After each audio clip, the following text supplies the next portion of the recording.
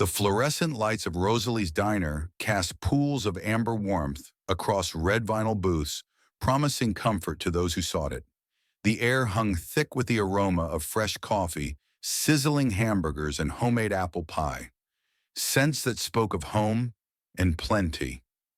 It was a Thursday evening in late autumn, but in the farthest corner, booth tucked away, where the light didn't quite reach and the warmth seemed to thin, sat two figures who didn't belong to that river of plenty.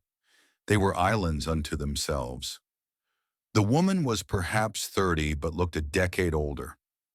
Her coat, once deep navy blue, had faded to something closer to gray. The buttons were mismatched where she'd replaced lost ones with whatever she could find. Her name was Marisol Vega, though she'd stopped thinking of herself by name weeks ago. Now she was just mama to the little girl beside her, and that was identity enough. 6-year-old Paloma pressed close to her mother's side as if trying to disappear into her warmth. She was a wisp of a child with enormous hazel eyes that seemed too large for her delicate face. Dark hair fell in tangled waves past her thin shoulders. Those hazel eyes weren't looking at the table. They were fixed, unblinking, and intense on the booth directly adjacent to theirs. There a man and his young daughter were engaged in the timeless ritual of a shared meal. The girl, perhaps 7, attacked her dinner with the unself-conscious enthusiasm of childhood. A cheeseburger so tall it threatened to topple. Golden French fries scattered across her plate like fallen leaves. A chocolate milkshake wearing a crown of whipped cream. Paloma's gaze tracked every French fry from plate to mouth. Her throat worked in a small swallow when the girl bit into her burger ketchup, dripping onto her fingers. When the girl laughed and reached for her milkshake, Paloma's lips parted slightly, as if she could taste the sweetness through sheer force of will. Marisol noticed. A mother always notices. Her heart already cracked into so many pieces she'd lost count, fractured a little more. She placed a gentle hand on her daughter's thin shoulder, feeling the delicate bones beneath the threadbare jacket. "Don't look, sweetheart," she whispered. "We'll eat when we get home." But they both knew the truth. Home was a 15-year-old Honda parked 6 blocks away behind an abandoned warehouse. Home was 2 thin blankets, a stuffed rabbit with one missing eye, and a small duffel bag containing everything they owned in the world. The lie hung between them, thin as morning frost. Paloma didn't argue. She simply closed her eyes for a moment, as if trying to erase the image of plenty from her mind, then opened them again and looked back at that plate of food. At the neighboring booth, 34-year-old Declan Whitmore reached across to wipe a smear of ketchup from his daughter's cheek. He had the solid build of someone who worked with his hands for a living. Permanent squint lines around his eyes spoke of years of outdoor work. His flannel shirt was clean but worn. His jeans had seen better days.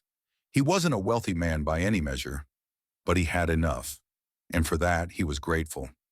"Daddy, you're doing it wrong," his daughter Juniper protested, trying to dodge the napkin. "You're supposed to wipe, not smear it around." "Hold still, Uni, or you're going to end up looking like a Jackson Pollock painting." His laugh came easily. It hadn't always been that way. Declan was a widower. His wife Rosalie had died 4 years ago. For a long time after the world had been gray and flat, as if someone had turned down the color saturation on his life. He'd sold this very diner after her funeral, unable to bear the memories that lived in every corner. For 3 years, he couldn't step foot inside. But 1 year ago, when Uni asked about her mother, Declan made a decision.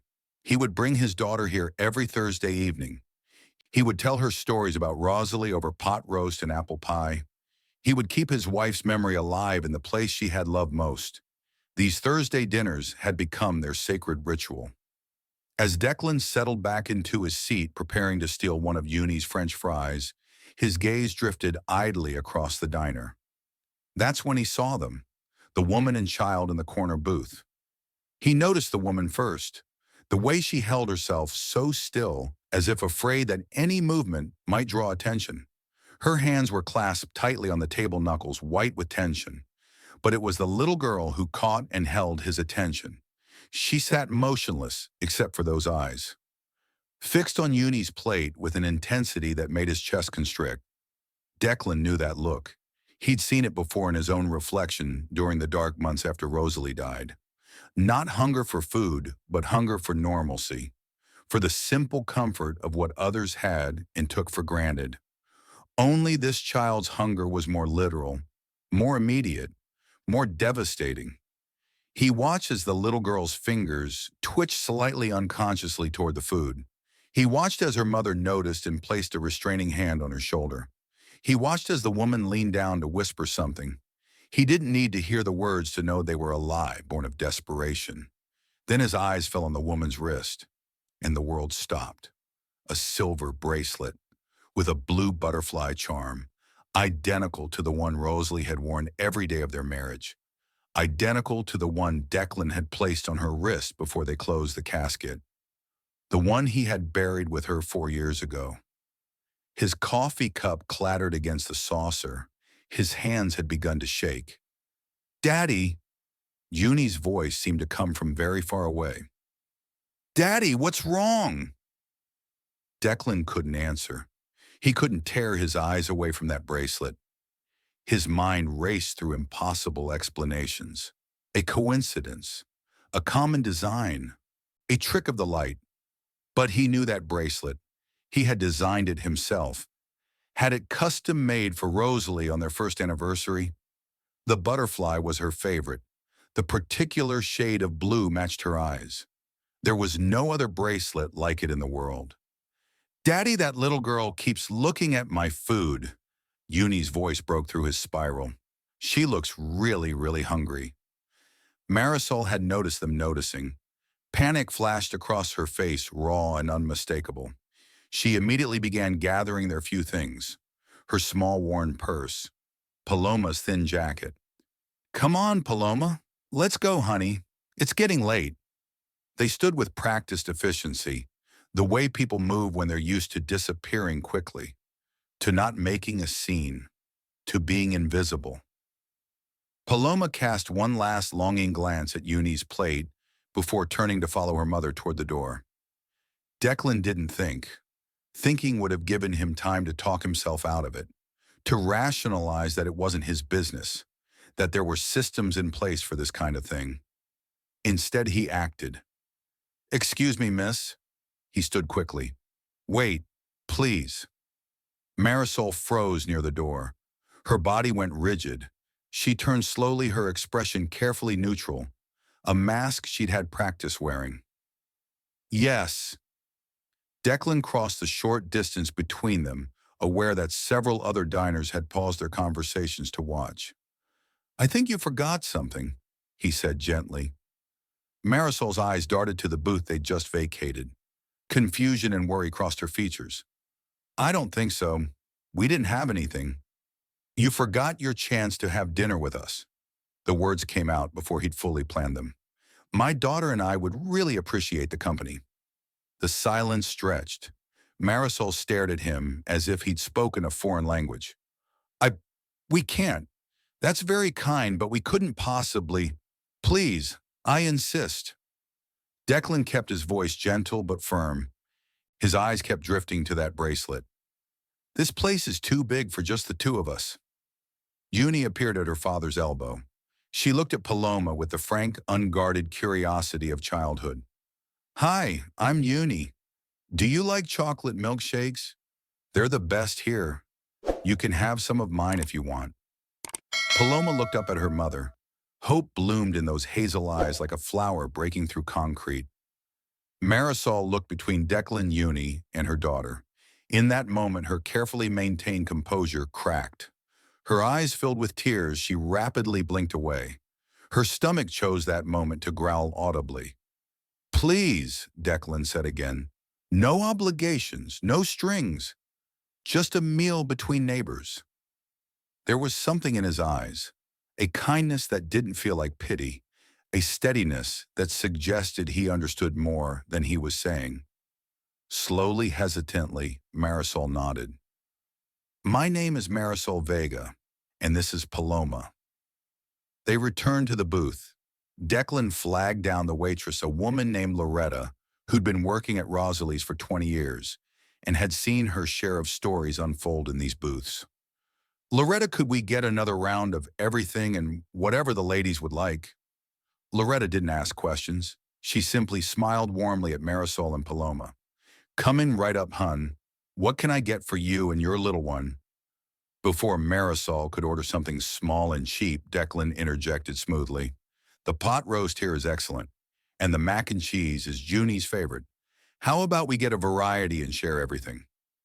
The food arrived quickly.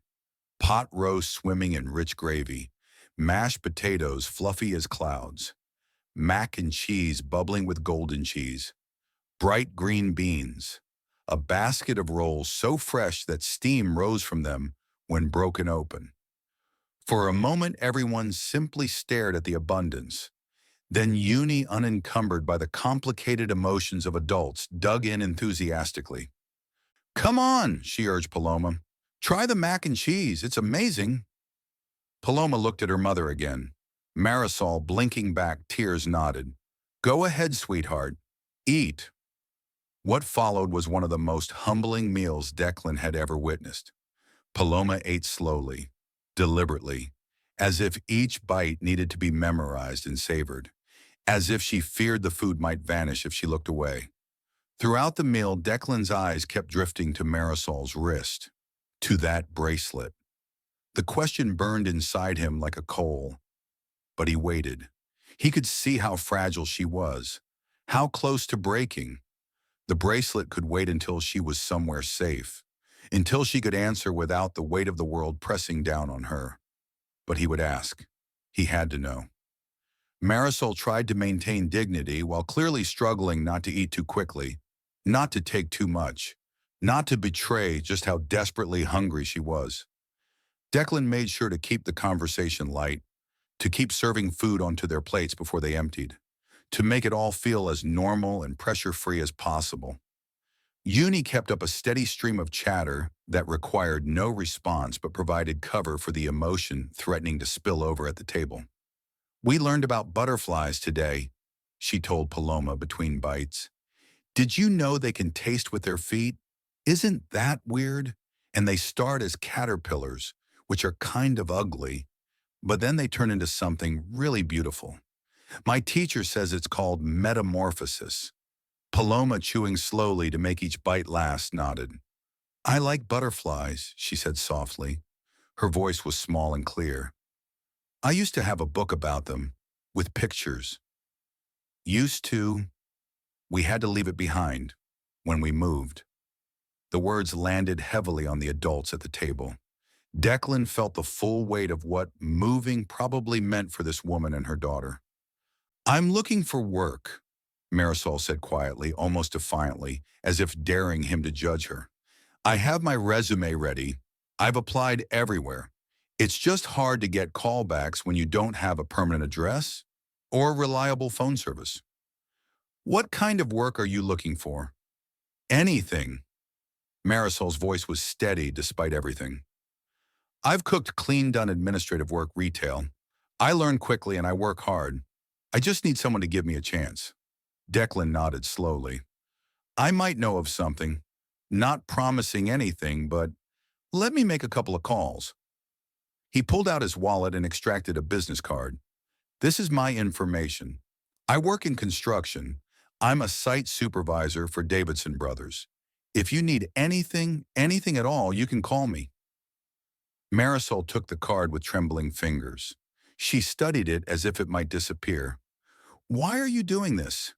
Her voice broke slightly. You don't know us. People aren't usually this kind. Declan was quiet for a moment, gathering his thoughts. When he spoke, his voice was gentle but firm. 4 years ago, my wife died. For a long time after I was lost. I went through the motions, but inside I was drowning. People helped us. They brought meals. They watched Uni when I couldn't function. They listened when I needed to talk. He paused. I couldn't repay them directly, but I can pay it forward. Besides, sometimes we need to help people not because we have to, but because we can. And not helping when you can, that's a burden heavier than anything else. Marisol's eyes glistened. She wiped them quickly, embarrassed. Declan simply slid the napkin holder closer to her. His expression was one of understanding rather than pity. The meal wound down with apple pie and ice cream, which Paloma declared the best thing she'd ever tasted. As they prepared to leave, Declan glanced outside. The temperature had dropped significantly. Frost was already forming on the windows. Marisol, he hesitated, not wanting to overstep. It's supposed to drop below freezing tonight. I have a guest room at my house. It's not being used. You and Paloma are welcome to stay there. No expectations, no obligations, just a warm bed and a safe place to sleep. Marisol's first instinct was to refuse. He could see it in her eyes, the automatic defense mechanism that protected against disappointment and danger. But then she looked down at Paloma, who was swaying with exhaustion. Her resolve crumbled. I can't keep accepting your charity. It's not charity, Declan replied. It's humanity. And if the situations were reversed, I hope someone would do the same for me and Uni. Loretta appeared at their table to clear the plates. She paused, studying Marisol's face with an odd expression. Excuse me, Han, but have we met before? I have this feeling I've seen you somewhere? Marisol's face went pale. I don't think so, but her voice wavered, and Loretta's eyes narrowed thoughtfully as she watched them leave. The drive to Declan's house was quiet. Marisol and Paloma followed in their battered Honda, which Declan noticed was running on fumes. He made a mental note to fill the tank in the morning. His house was a modest two-story in a working-class neighborhood. Not fancy, but warm and clean and safe. He showed them to the guest room, a simple space with a double bed, clean sheets that smelled of lavender detergent, and a window that looked out onto a small backyard where a tire swing hung from an old oak tree. Bathrooms across the hall. Help yourself to anything you need. I'll make breakfast in the morning. Marisol stood in the doorway, one arm around Paloma, looking at the bed as if it were a mirage. Declan, I don't know how to thank you. You don't have to. Just get some rest. We'll figure out the rest tomorrow. As he turned to leave, Marisol's eyes fell on a framed photograph on the hallway wall. A wedding portrait. Declan and a beautiful woman with kind eyes and a radiant smile. The woman in the photo was wearing the exact same butterfly bracelet that now hung on Marisol's wrist. Marisol's breath caught. She looked down at her own wrist, then back at the photo. Your wife, she whispered. She's wearing... Declan followed her gaze. His jaw tightened. Rosalie, she died 4 years ago. A car accident. Declan, Marisol's voice trembled. This bracelet, she gave it to me. The world tilted. What? 5 years ago, I had just arrived in this country. No papers, no money, no English. I was desperate.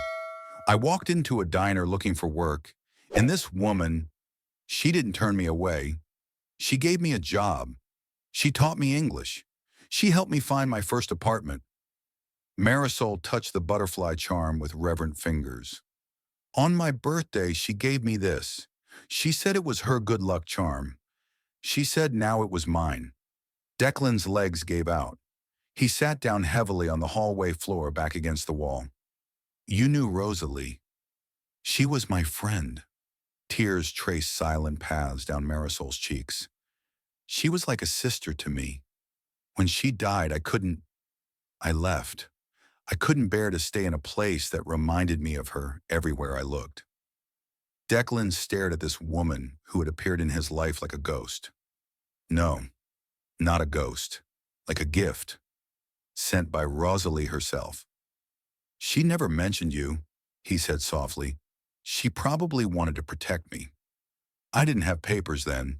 She was careful. Declan looked at the bracelet he thought he'd buried with his wife. But of course, Rosalie would have given her second one away, because that's who Rosalie was. She gave everything she had to those who needed it. I thought I buried that bracelet with her, he said quietly. She had 2 made, one for herself, one to give away when she found someone who needed good luck more than she did. Declan laughed. It was a broken sound half-sob. That sounds exactly like her. They sat in silence for a long moment. Two strangers bound together by a woman they had both loved. A woman who, even in death, had somehow orchestrated this meeting. "Get some sleep," Declan finally said. "Tomorrow we'll figure everything out. Together." That night at 11 p.m., Declan's phone rang. It was Loretta. "Declan, I remembered where I've seen her." Loretta's voice was urgent, worried. "That woman, Marisol, she used to work here 5 years ago with Rosalie." Declan's heart pounded. "I know. She told me." "There's more." Loretta paused. "I saw the news tonight. The police are looking for her. They say she stole $50,000 from some fancy restaurant." The phone nearly slipped from Declan's fingers. "That can't be right." "I don't know what's right anymore," Loretta said. "But I thought you should know. Whatever you're getting into, be careful." She hung up. Declan stood in the darkness of his hallway phone, in hand mind racing. The woman sleeping in his guest room was wanted by the police, and she had known his dead wife. What had he brought into his home? The next morning, Declan woke to the smell of coffee and something else. Bacon. He padded downstairs in his sweatpants and t-shirt to find Marisol in his kitchen, expertly managing multiple pans on the stove. She had found the eggs, bacon, and bread, and she was cooking breakfast that looked like it belonged in a five-star restaurant. Eggs Benedict with perfectly poached eggs.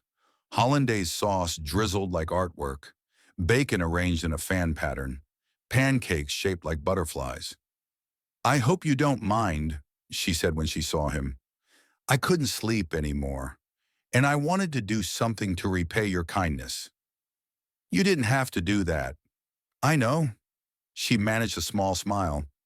"But sometimes the things we don't have to do are the things we need to do the most." She'd thrown his own words back at him, but Declan didn't smile. "Marisol, I need to ask you something." Her hand stilled over the stove. She turned slowly, fear flickering in her eyes. "Loretta called last night. She said the police are looking for you. Something about theft." Marisol's face went white. For a long moment, she said nothing. Then she spoke. "It's true that the police are looking for me, but I didn't steal anything. I was framed." She told him the story over breakfast. After leaving Rosalie's diner, she had worked her way up in the culinary world. Her talent was undeniable. She eventually landed at the Gilded Fork, one of the most prestigious restaurants in the state. She was on track to become head chef. Then 3 months ago, the owner, a man named Warren Caldwell, announced the restaurant was bankrupt. He claimed he couldn't pay the staff. Everyone was let go, but Marisol had discovered the truth. Warren wasn't bankrupt at all. He had been embezzling money from the restaurant for years, millions of dollars. And when Marisol found the evidence and threatened to report him, Warren had turned the tables. He accused her of stealing $50,000. He filed a police report.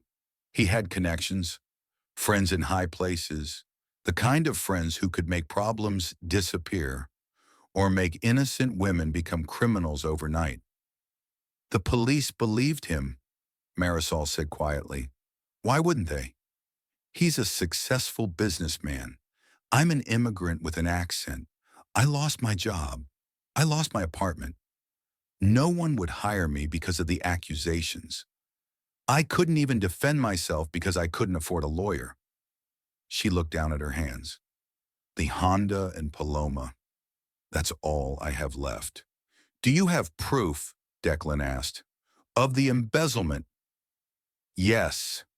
Marisol's eyes flickered with something like hope. "I copied the real financial records before he fired me. They're on a USB drive, hidden in Paloma's stuffed rabbit. Then we can fight this. Fight Warren Caldwell." Marisol shook her head. "He owns half the city. He has judges and politicians in his pocket. What do I have? Nothing."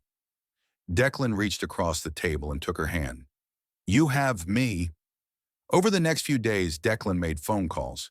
He called his friend Brennan, who owned a catering company and was always looking for talented kitchen staff. He called Cordelia Marsh, a human rights lawyer who ran a nonprofit helping people in difficult situations. By the end of the week, Marisol had a job interview scheduled and an appointment to discuss housing options. For the first time in months, she dared to hope. But hope, as Marisol had learned, was a dangerous thing, because hope could be crushed. On the fifth day, there was a knock at Declan's door. He opened it to find a man in a gray suit holding a clipboard. Declan Whitmore.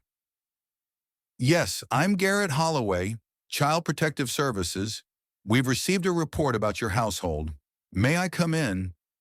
Declan's blood ran cold. A report. What kind of report? Concerns have been raised about the living situation of the children in this home, specifically that a woman and child are staying here under questionable circumstances. From across the street, Declan saw a curtain twitch in the window of his neighbor's house. Evelyn Thorne, the woman who had lived next door for 15 years, who had never liked him, who watched everyone's business with the eyes of a hawk and the heart of a stone. Come in, Declan said tightly. Garrett Holloway was thorough. He examined every room. He interviewed Uni and Paloma separately. He asked Marisol questions that made her face burn with shame and fear. At the end of his visit, he delivered his verdict. Ms. Vega, I'm aware that there's a warrant out for your arrest. Theft charges. Marisol's face went white. Those charges are false. I was framed. That may be, but until it's resolved, I have concerns about the welfare of your daughter. Garrett consulted his notes. You have 14 days to prove your innocence and establish a stable living situation. If you cannot, we will need to consider temporary placement for Paloma. You can't take my daughter. I don't want to, Ms. Vega, but my job is to ensure children are in safe environments. He handed her a card. 14 days. After he left, Marisol collapsed onto the couch, shaking. Declan sat beside her, his mind racing. We'll figure this out. 14 days is enough time. You don't understand. Marisol's voice was hollow. Warren Caldwell will never let me clear my name. He'll do whatever it takes to silence me. As if on cue, Declan's phone buzzed. A text from an unknown number. Drop the investigation. Send her away. Or watch everything you love burn. Declan stared at the message. Then he looked out the window at Evelyn Thorne's house. The curtain twitched again. That night after the children were asleep, Declan did something he'd never done before. He followed his neighbor. Evelyn left her house at 9 p.m. She drove to a coffee shop on the other side of town. She sat in a booth near the back, and she was joined by a man in an expensive suit. Declan watched from his car as they talked. The man's face was hidden, but his body language spoke of power, of entitlement, of someone used to getting what he wanted. When the man finally turned his head, Declan's heart stopped. He recognized that face from the news, from business magazines. Warren Caldwell, the man who had destroyed Marisol's life, and his neighbor Evelyn Thorne was meeting with him in secret. Later, Cordelia would discover the truth. Evelyn Thorne hadn't lived next to Declan by coincidence. Warren had planted her there 4 years ago, right after Rosalie's death, to watch, to report, to make sure no one ever connected the dots. She had been his eyes and ears all along, and she had been watching Declan raise his daughter alone, grieving, never knowing the monster who lived just across the street. Declan drove home, his thoughts churning. Warren Caldwell. The name had seemed familiar when Marisol first mentioned it. Now he knew why.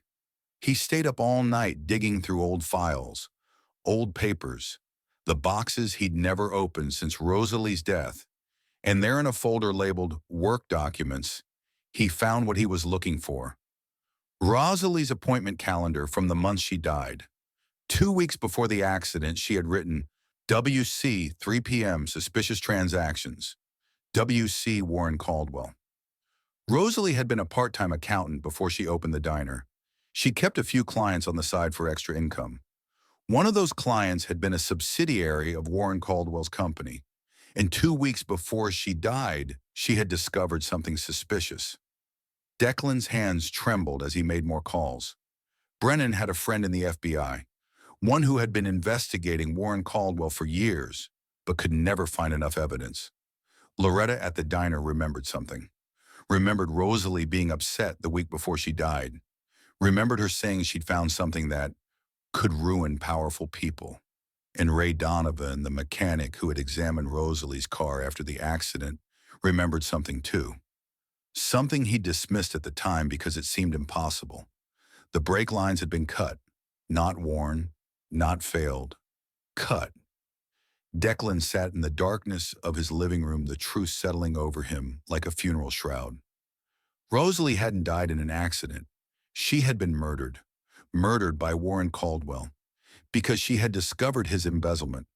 The same embezzlement Marisol had discovered 5 years later. The same man who had destroyed his wife had now come to destroy this woman who had been sent to him like a gift from beyond the grave. Declan's grief transformed into something harder, something with teeth. He wasn't going to let Warren win, not this time. The next morning, 2 police officers appeared at Declan's door. "We're here for Marisol Vega." Marisol went pale. Paloma clung to her leg, crying. "On what grounds?" Declan stepped between them and Marisol. "Outstanding warrant. Theft. $50,000. "Those charges are fabricated. We have evidence." "Sir, step aside or you'll be arrested for obstruction." Marisol touched Declan's arm. "It's okay," she whispered, though her voice shook. "Take care of Paloma. Don't let them take her." "Marisol, promise me." "I promise."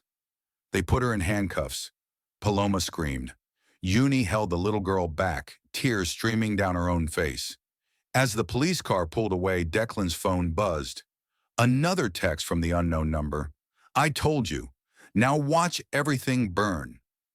Declan's hands shook with rage, but beneath the rage was something harder, something colder. Resolve. Warren Caldwell had just made the biggest mistake of his life. He had given Declan a reason to fight. He called Cordelia Marsh at 6 a.m. "I need your help," he said, "and I have evidence that will bring down Warren Caldwell."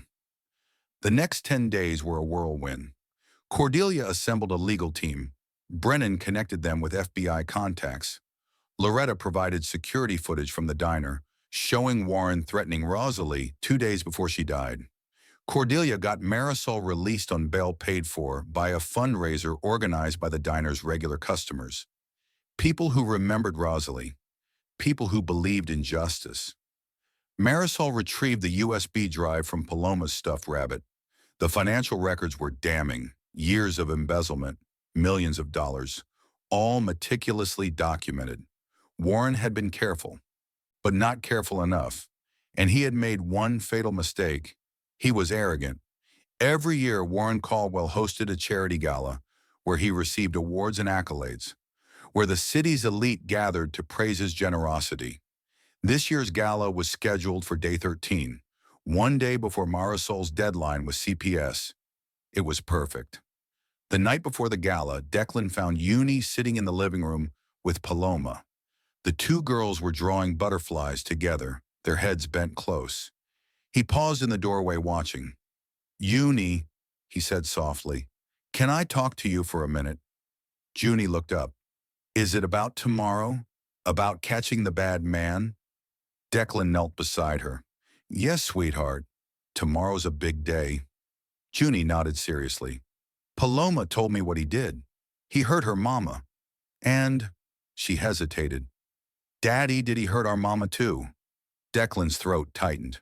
"Yes, baby. We think he did." Junie's small face hardened with determination far beyond her years. "Then we have to stop him, so he can't hurt anyone else." Paloma reached over and took Uni's hand. "My mama says your mama's watching from heaven. She says she's proud of you." Uni smiled, her eyes bright with tears. "I think she's proud of all of us." Later that night, after the girls were asleep, Declan found Marisol standing at the window staring at the stars. "Are you scared?" he asked. Terrified. She didn't turn around. If this doesn't work, I lose Paloma. I lose everything. Declan moved to stand beside her. It will work. Rosalie led you to me for a reason. She led both of us to this moment. Marisol finally turned to face him. Her eyes searched his. Declan, these past 2 weeks, I don't know how to thank you. You don't have to thank me. No. She shook her head. Let me finish. When I walked into that diner, I was ready to give up.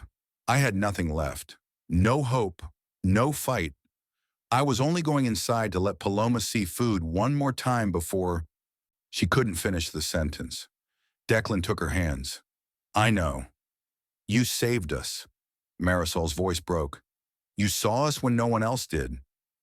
I saw you because I've been there, Declan said quietly. Someone once saved me too. Rosalie saved me, and then she sent you to save me again. Their eyes held. Something shifted in the air between them, something that had been growing since that first night in the diner. Declan raised his hand, slowly giving her time to pull away. She didn't. His fingers brushed her cheek. Whatever happens tomorrow, he said, I want you to know something. What? I'm not doing this just because of Rosalie. I'm not doing this just because it's right. He took a breath. I'm doing this because I love you, Marisol. I love who you are. I love how you fight for your daughter. I love how you cook breakfast like it's a form of prayer. I love how you survived when anyone else would have given up. Marisol's eyes glistened, and she didn't bother to hide it. Declan, you don't have to say anything back. I just needed you to know. Marisol reached up and took his face in her hands. I thought my heart died when I lost everything, she whispered. I thought I would never feel anything again.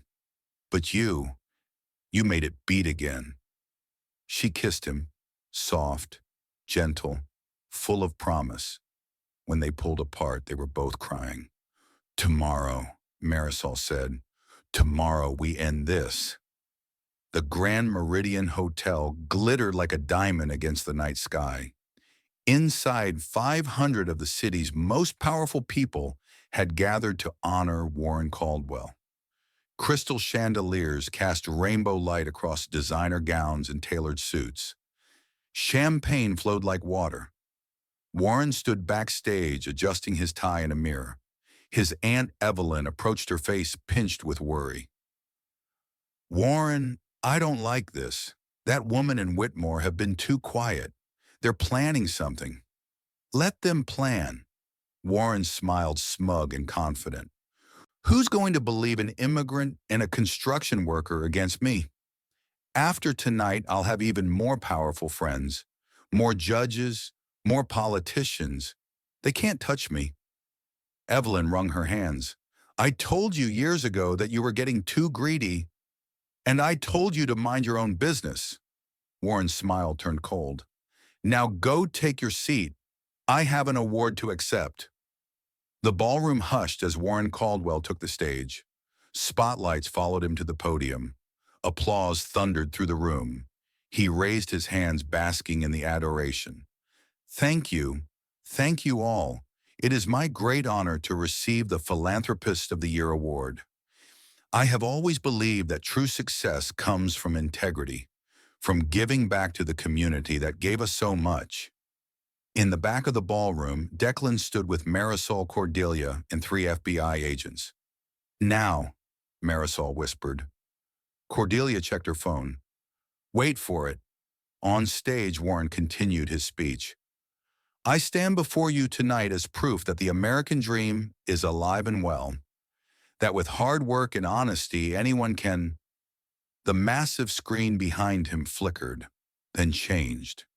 Instead of a slideshow of Warren's charitable works, grainy security footage appeared. Warren Caldwell in the same diner where Rosalie once worked, leaning across a table toward a frightened woman. The audio was crystal clear. If you say one word about what you found, I will make you disappear. No one will ever know what happened to you. No one will care. The room gasped. Warren spun around his face, draining of color. What is this turn that off? But the footage kept playing. Warren meeting with men in dark suits exchanging envelopes of cash. Warren on the phone saying, make sure the brake lines fail completely. I want it to look like an accident. Warren laughing, saying, the accountant is dead. No one will ever find those records. The ballroom erupted. People were shouting. Cameras were flashing. Warren's face had gone from white to purple. This is fake, he screamed. Someone is framing me. From the back of the room, a voice cut through the chaos. Warren Caldwell. FBI agent Morrison walked down the center aisle, badge raised. You are under arrest for embezzlement, racketeering, and the murder of Rosalie Whitmore. Warren tried to run. He made it 3 steps before 2 agents tackled him to the ground. You can't do this to me, he screamed as they handcuffed him. Do you know who I am? We know exactly who you are. Marisol stepped forward, the USB drive held high. A murderer, a thief, a coward who destroys innocent lives. She looked him directly in the eyes. And now everyone else knows too. In the crowd, Evelyn Thorne was being led away by another agent. Her face was ashen, her eyes empty. I told him, she kept mumbling. I told him this would happen. As Warren was dragged from the ballroom, he passed Declan. Their eyes met. You don't know what you've done, Warren hissed. You've made a powerful enemy. Declan smiled. No, I've honored my wife, and that's worth more than any enemy you could ever be. Warren was dragged away screaming threats that no one listened to anymore. The charges against Marisol were dropped the same night. Garrett Holloway from CPS called personally to apologize. The case was closed. Paloma would stay with her mother. They drove home in silence, exhausted and elated, and still not quite believing it was over. When they walked through the front door, Uni and Paloma were waiting. They had stayed with Brennan during the gala, but they knew. Somehow, children always know. Did you get him? Uni asked. Did you get the bad man? Declan knelt down and hugged his daughter. We got him, sweetheart. He can't hurt anyone ever again. Paloma ran to her mother. Marisol swept her up, holding her close. We're safe now, baby. We're finally safe. Junie tugged on Declan's sleeve. Daddy. Yes, Junie. Can they stay forever? Can Marisol be my new mama and Paloma be my sister? Declan looked at Marisol. Her eyes were bright with unshed tears. What do you think? He asked her. Marisol knelt down so she was eye level with Uni. I would be honored, she said softly, to be your mama if you'll have me. Uni threw her arms around Marisol's neck.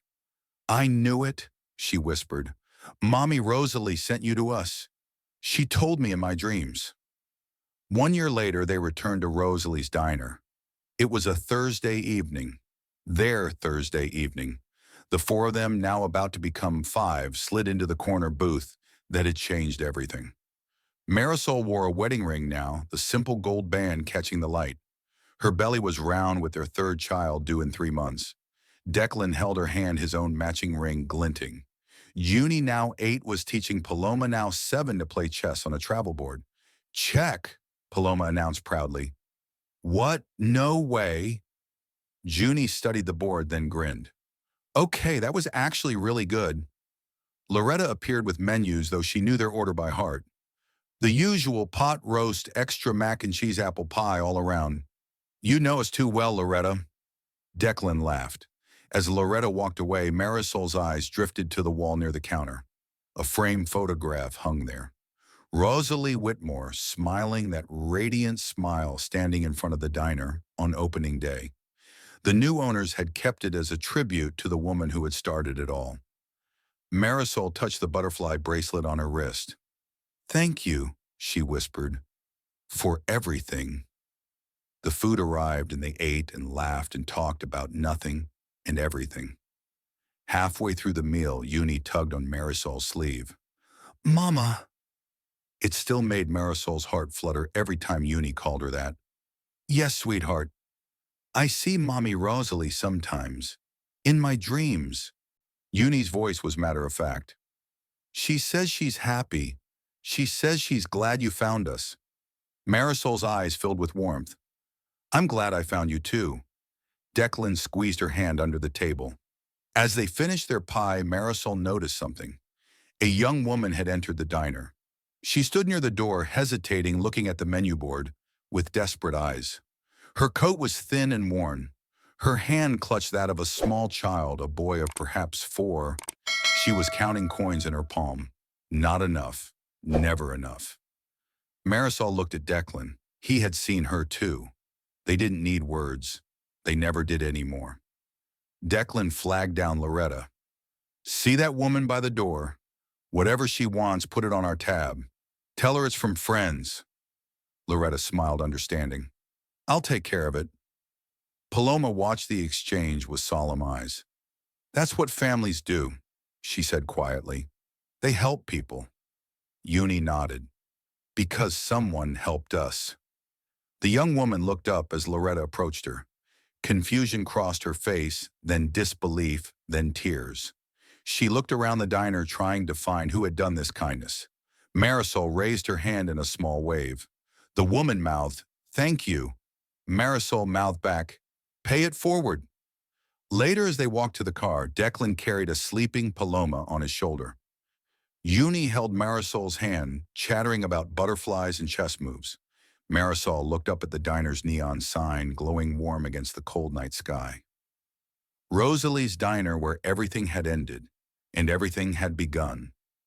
Declan caught her looking. "Penny for your thoughts," Marisol smiled. "I was just thinking about butterflies, about metamorphosis, about how sometimes the ugliest, hardest parts of life are just the cocoon. And what comes out the other side?"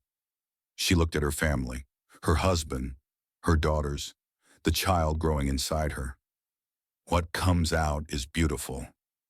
Declan kissed her forehead. "Let's go home." They walked into the darkness together, but they were not walking toward the dark. They were walking toward the light, toward home, toward each other. Sometimes justice doesn't come from courtrooms. Sometimes family doesn't come from blood. And sometimes life gives you a second chance if you're brave enough to take it. One hungry look across a crowded diner. One hand reached out in kindness. One family born from the ashes of 2 broken ones. And this is how ordinary miracles happen. One small act of compassion at a time,